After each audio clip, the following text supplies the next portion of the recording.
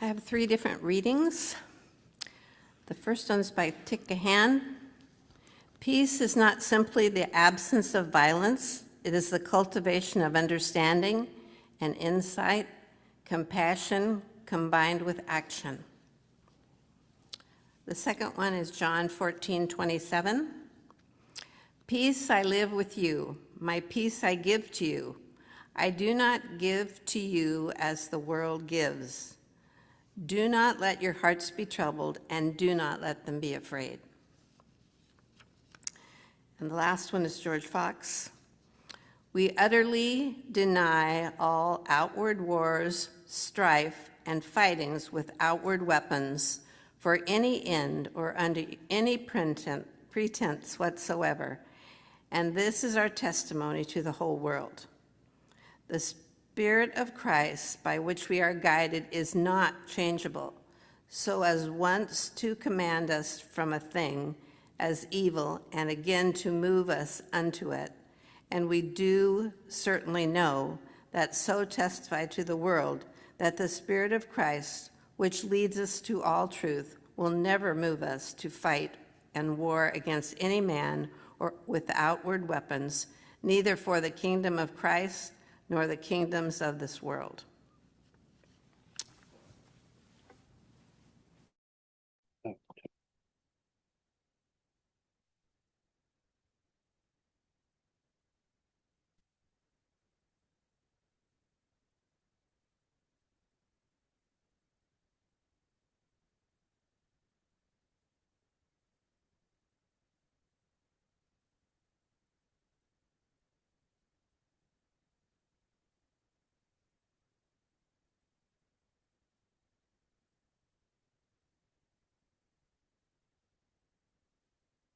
Morning. How are we all doing? Good.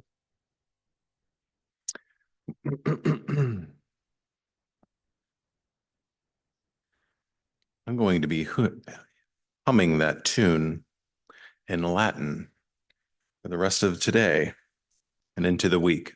I want to talk about our peace testimony this morning.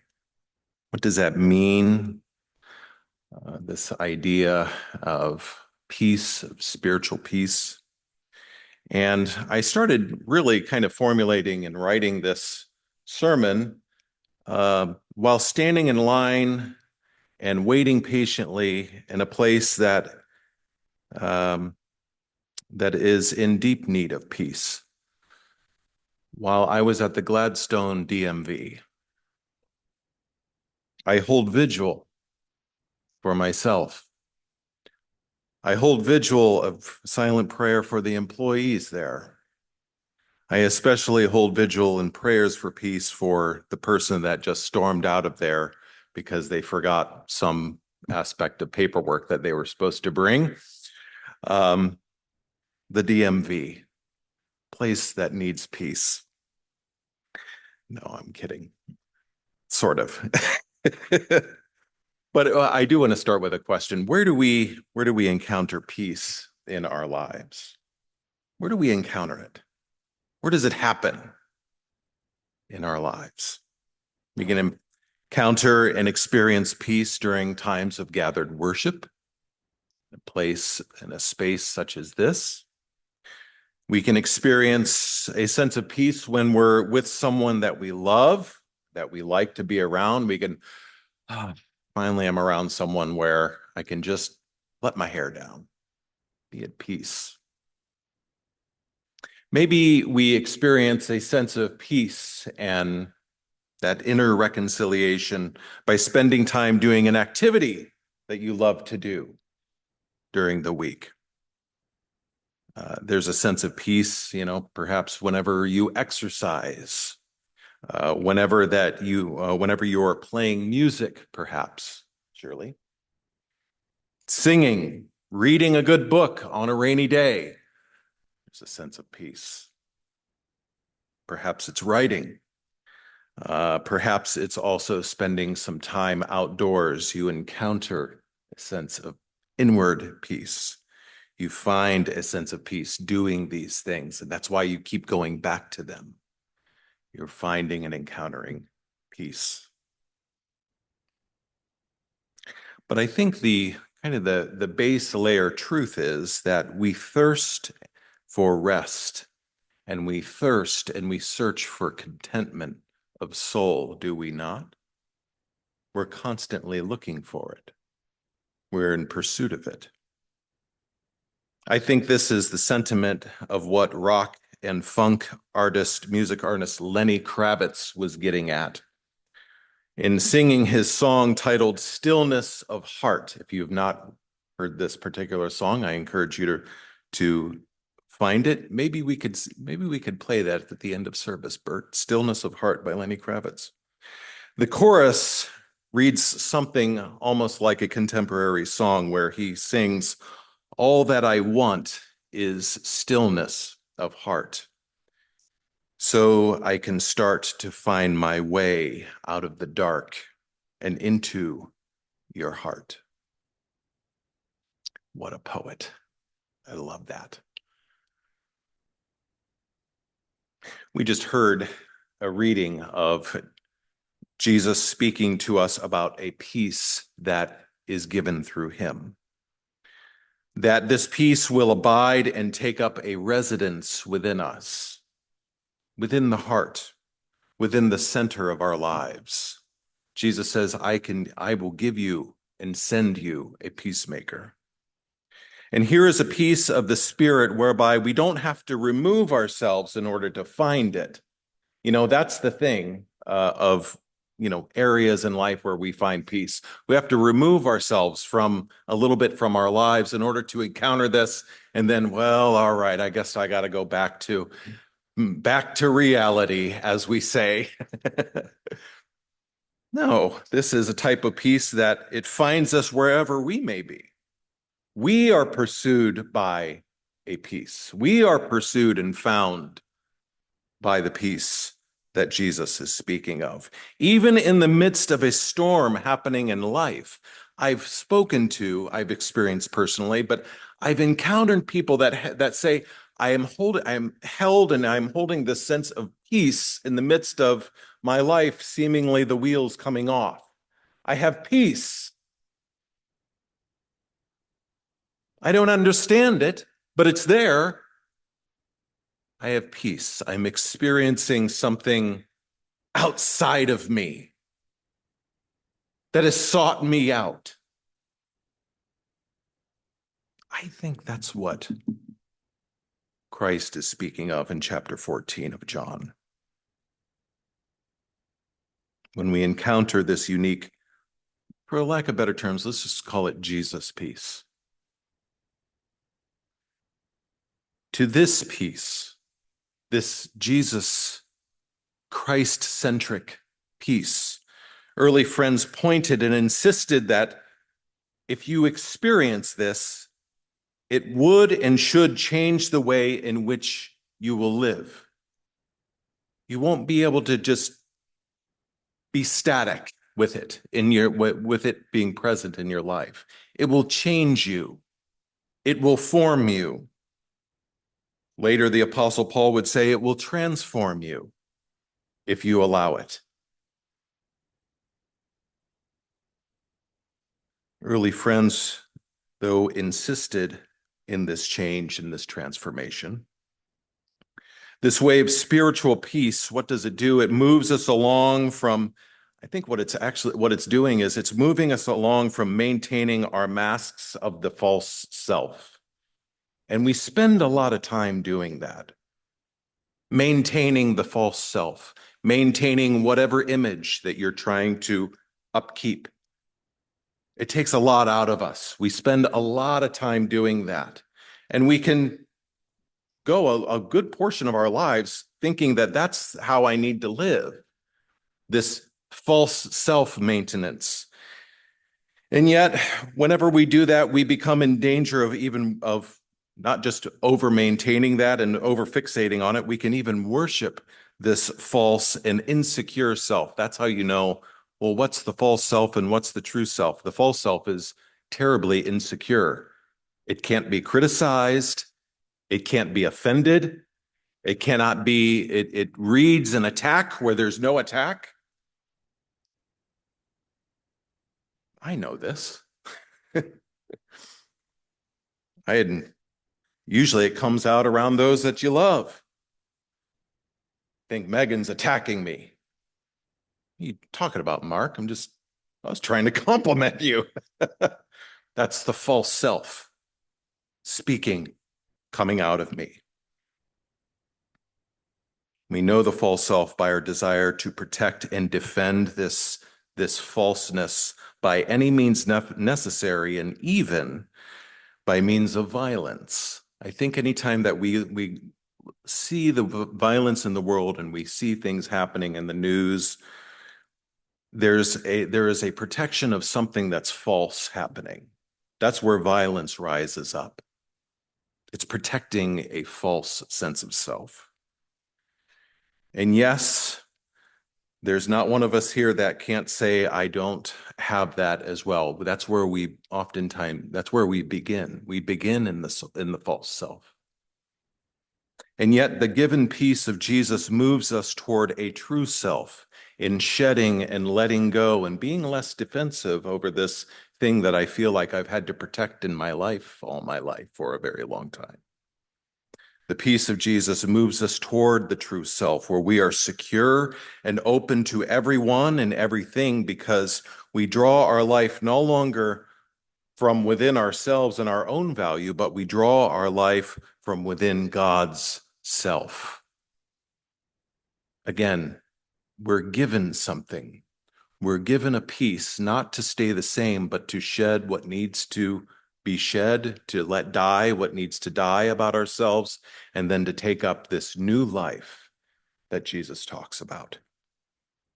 That time and time again, Jesus speaks of this new life, this true self, in many, many different ways. It's almost like he has many lenses to see the same thing. Kind of like how Instagram, when you're on Instagram and you have all those different lenses to put over the same picture, but it makes the same picture look a little bit different. It's accentuated a little bit, or it's darkened a little bit. That's kind of how we can see the sayings of Jesus. He's putting these lenses for us to see the true self that needs to be nurtured and grown and lifted up. So speaking of encountering a sense of peace, a sense of the presence of God, I wanted to say a little bit about where I encounter this in this building. You know, not daily, but oftentimes during the week, I will take some time and kind of exit out of the office and then find myself over in Ong Chapel over there. If you've never been there, I encourage you after the service to go over there. And I'm alone. I kind of turn some dim lights on, and then I just slip into a time of maybe 20 minutes, even a half hour of just open worship, of silence. I can take in the silence. I hear the sound of the city, everything going on outside too. But it's a chance for me to center down, a time for silence there of waiting worship in Ong Chapel. Sometimes I bring a query. Sometimes I just kind of let maybe the life of the Spirit to x-ray me, sift me, God. Search me out. I'm not going to hide. I'm not going to hide anything from you. I can't hide anything from you. Sift me. Search me in the silence. And speaking of where I do encounter a sense of peace and being known in this time. And while I am there, I'm not always closing my eyes. I tend to look around, and I find that I'm contemplating the artistry of the mosaics that are in the mosaic glass in that room. And in one mosaic, there it is. That's well known. People see that image, that mosaic, and say, that's Reedwood. Well, it's in that room, if you've been looking for it. The panel is a depiction of a dove holding an olive branch, a symbol of peace that is also very Reedwood. in its making. So over the next few weeks, as I was contemplating this, and I was saying, we have these symbols here at Reedwood. I want us to talk about them a little bit more. I want to talk about the symbols of Reedwood and what do they mean? Because I find that within myself, I can get used to it. I stop thinking about it. I stop thinking about the meaning behind it. So I do want us to kind of go over some of these symbols that we have here in our meeting house, in our tradition. And I want us to explore and talk about what they mean to the spiritual life and discipline. I had walked around and found some other symbols of peace, not just the dove, but I couldn't get the pictures to send over to my PowerPoint. But if you look around, such as the hallway of light, down that hallway, or the spices hallway that wraps around behind this meeting room, and even our peace pole out there out front, these are all symbols of peace. We're saying something about the culture here at Reedwood. We're saying something about what we value, about what we value, and what the object and the goal of our spiritual lives are, to be lives of peace. I think this is important to cover because, as all of us know, we're living in a time where there seems to be less and less solutions to the problems that we are facing. That there is a threat of rhetorical violence, of violence, especially in within the political climate that we're in. Seeing that can be, it can be kind of entertaining, but it also can be icky. It can be one of those things that you kind of scratch your head and think, well, I've never seen this before. This is a grave concern for us. And yet, however, it is times like these that we get to ask, who are we going to be at a time where peace seems to be evaporating? While this is troubling, what we see, and while it can be disconcerting, even demoralizing, we can now ask ourselves that courageous and brave question, who are we going to be in a time such as this? Will we take up the calling to be a peaceable people towards all? If so, what does this practically look like? It's one thing to talk about peace. It's one thing to parade it and to make art about it. What does it look like in a time like this? When it's getting real, what does peace look like in my life, in our life as a meeting?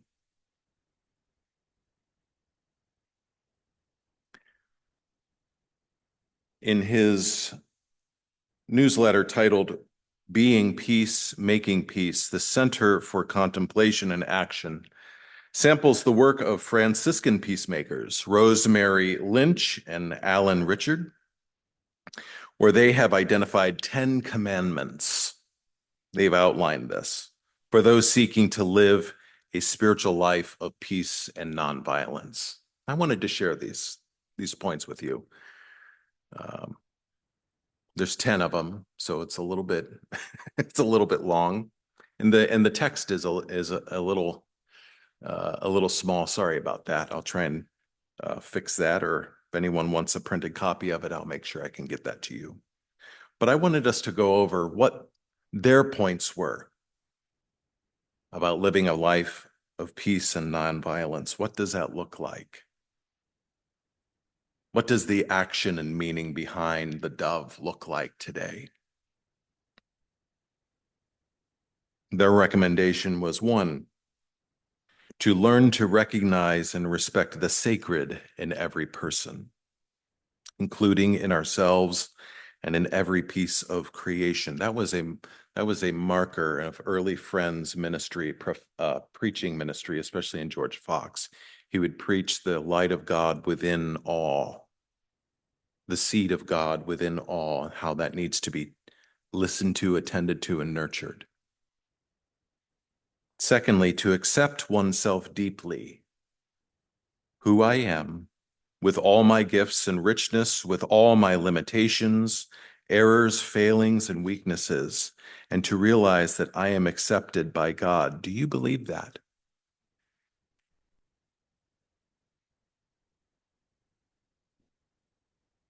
Sometimes it's helpful to just say it.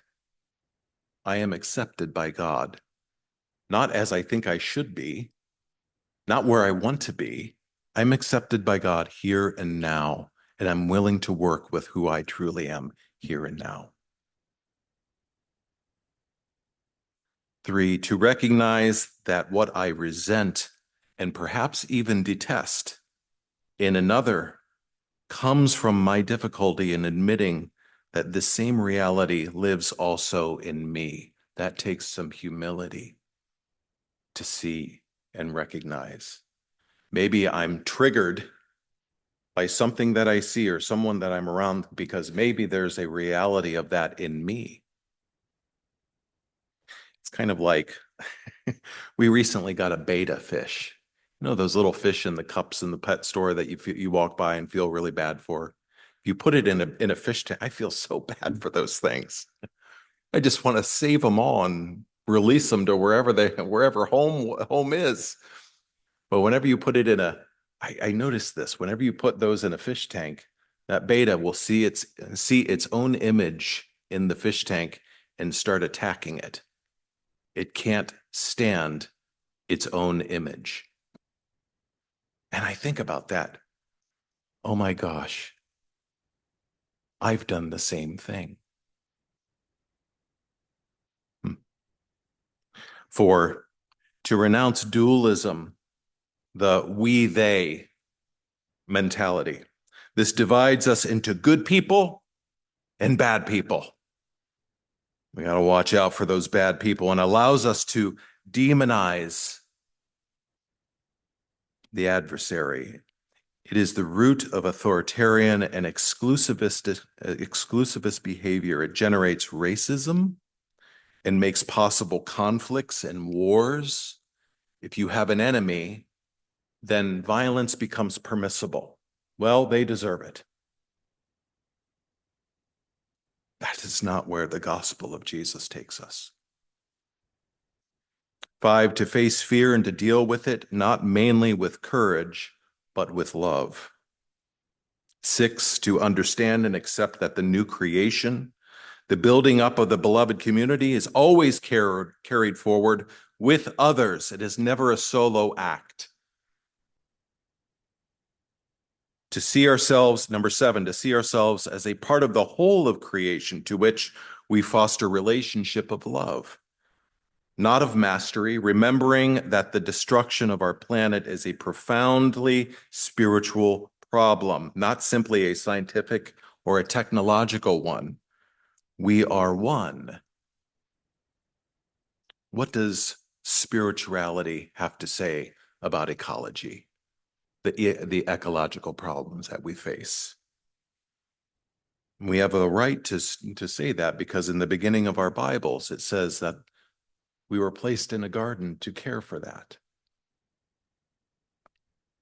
8, to be ready to suffer, perhaps even with joy, if we believe that this will help liberate the divine in others. This includes the acceptance of our place and moment in history with its trauma, with its ambiguities. Number 9, to be capable of celebration, of joy, when the presence of God has been accepted and when it has not been, to help discover and recognize this fact. Truth-telling.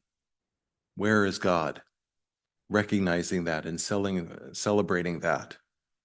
Recognizing and calling out what may be a mask or something false. And number 10, to slow down. I like that one. To slow down, to be patient, planting the seeds of love and forgiveness in our own hearts, and in the hearts of those around us. Slowly, we will grow in love, compassion, and the capacity to forgive. This gives us a direction, guys. Idealistic? Maybe. That's okay. Idealism is okay. It gives us a direction of what does the behavior look like? What do the actions look like? What does the attitude look like?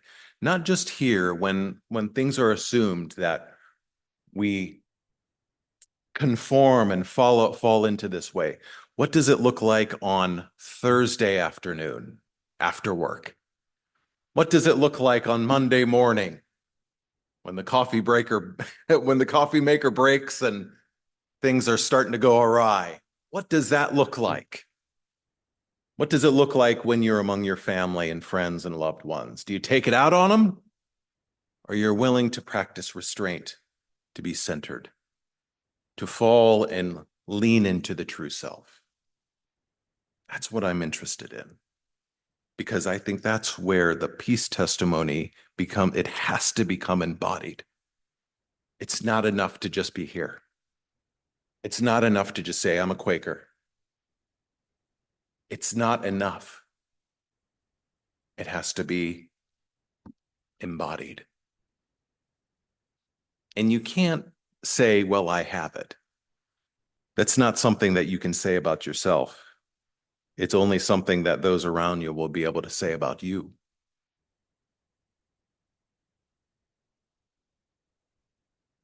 Thankfully.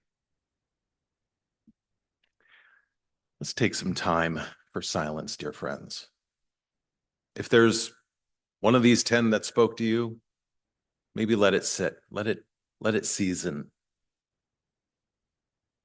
But I think we can hold the light and hold the silence together, that we may attend to the inward teacher, they attend to the peace bringer, that we may know peace here and encounter peace together.